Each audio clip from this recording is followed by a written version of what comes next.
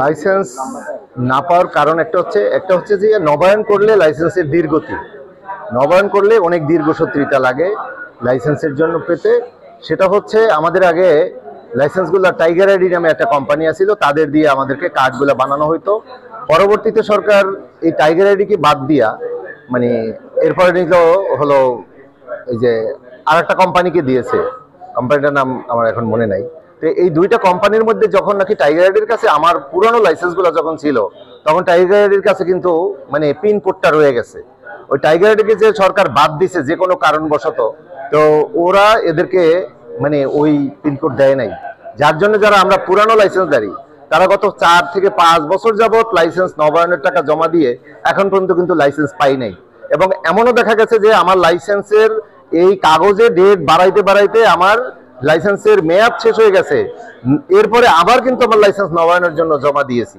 তাহলে আমার কথা হচ্ছে যে আমার একটা ডিজিটাল লাইসেন্স বলেন আর যাই বলেন, ডিজিটাল সিকিউরিটি যখন আমাদের হাতে নাই, তাহলে আমরা এই কাজটা করলাম কেন? বিআরটিএ কে যে আমরা এই দায়িত্বটা দিয়েছি, বিআরটিএ যদি এই কার্ড বানাবার জন্য যদি আর একটা দেশের থেকে কার্ড তৈরি করে আনতে হয়, তাহলে বিআরটিএ প্রতিষ্ঠান কেন তৈরি করা হলো? এই কার্ডটা আমরা কেন বানাইতে পারি না? আমাদের দেশে ন্যাশনাল আইডি কার্ড যদি বানানো যায়, আমাদের দেশে পাসপোর্ট যদি বানানো যায়, এই সামান্য একটা ড্রাইভিং লাইসেন্স কি বানানো যায় না? এটা কতজন মানুষ ড্রাইভিং করে? 1 কোটি প্রায় চালক শ্রমিক আছে, এর মধ্যে নিবন্ধিত চালক গাড়ি আছে প্রায় 65 লক্ষের উপরে। তাহলে এখানে লাইসেন্স বিহীন গাড়ি কেন চালাচ্ছে মানুষ? আজকে লাইসেন্স বিহীন যখন গাড়িটা চালায়, সে কিন্তু সরকারের অনেক সুবিধা থেকে বঞ্চিত হয়। আবার সড়ক দুর্ঘটনা যখন লাইসেন্স বিহীন চালকরা সড়ক দুর্ঘটনা করে, তখন ওই ড্রাইভারকে কিন্তু খুঁজে পাওয়া যায় না, কেন সড়ক দুর্ঘটনা ঘটলো।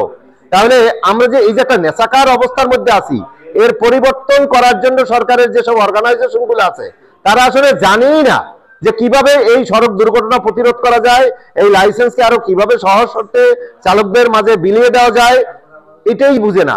উন্নত দেশে মানুষ শুধু যায় এরা ভিজিট করতে, আমার মনে হয় কি হোটেলে ঘুমায় আর খাওয়া দাওয়া। আমি মোহাম্মদ বাদল আহমেদ, প্রতিষ্ঠাতা চেয়ারম্যান ড্রাইভার্স ওয়েলফেয়ার ফাউন্ডেশন, গণপ্রজাতন্ত্রী বাংলাদেশ সরকার, নিবন্ধন নম্বর হচ্ছে 13,009। তো আমরা যে কাজটা করি, সড়ক দুর্ঘটনা প্রতিরোধের আন্দোলন করি, আমরা চিকিৎসা পুনর্বাসন সেবা নিয়ে আমরা আন্দোলন করি, এবং আমাদের শত শত সদস্য আছে, তাদেরকে আমরা প্রশিক্ষণ দিয়ে থাকি।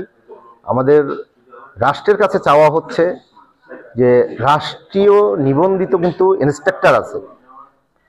আপনারা জানেন যে গত সরকার সেভ প্রোগ্রামের মাধ্যমে প্রায় 2000 ইন্সট্রাক্টর তৈরি করেছেন, এবং বেশ কিছু ড্রাইভিং স্কুলকে কিন্তু রাষ্ট্র নিবন্ধন দিয়েছেন।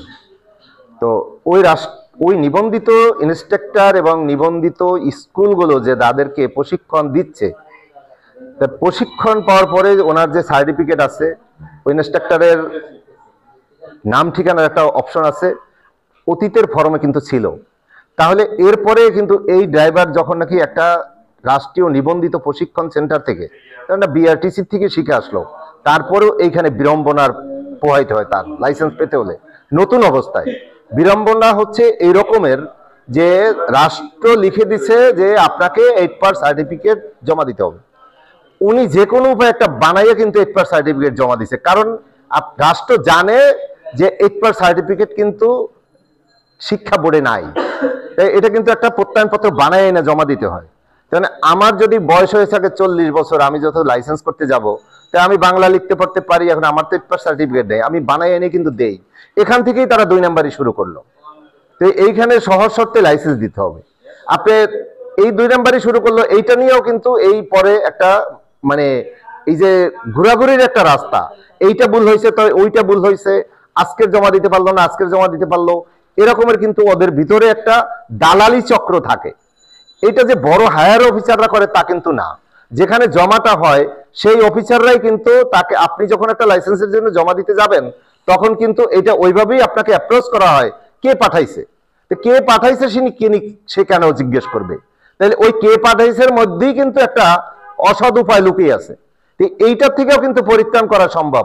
আপনি রাষ্ট্র যেখানে একটা স্কুলকে নিবন্ধন দিয়েছে, একটা ইন্সট্রাক্টরকে নিবন্ধন দিয়েছে, ওই ইন্সট্রাক্টর ওই স্কুল যদি সার্টিফিকেট দেয়, তাহলে এই ড্রাইভারকে আর জিজ্ঞেস করার কিছু থাকবে না।